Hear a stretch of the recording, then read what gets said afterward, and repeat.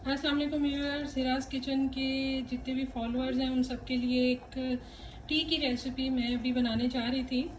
ये टी जो है वो बहुत ही एक समझ लें बड़ी ज़बरदस्त रेमेडी है।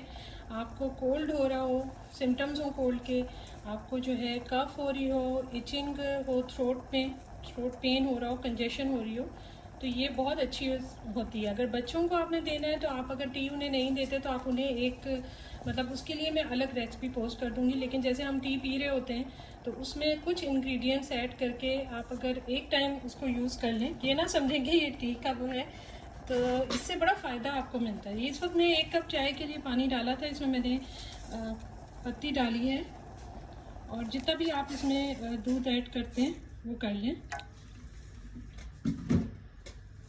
ठीक है।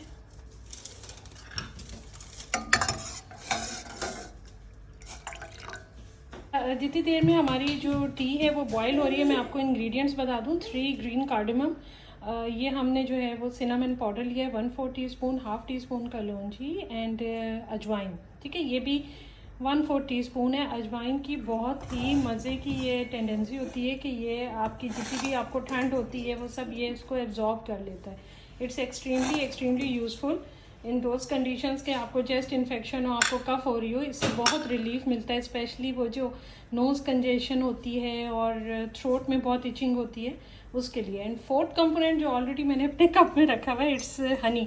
अगर आप डायबिटिक हैं तो आप ना यूज़ करें, but Honey is extremely useful in this condition, ठीक है जी। ये हमारी चाय जो है, इसमें मैंने आपको बताया था कि जब दूध डालने के बाद ये अब आपके ऊपर है, आपने इसे कितना पकाना है।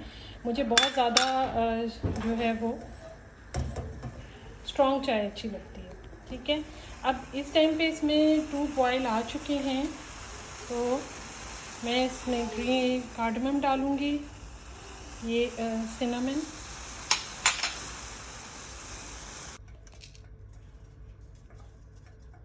अब इस टाइम पे हमने स्टोव को लो फ्लेम पे कर दिया और यहाँ हम ऐड करेंगे इसमें कलौंजी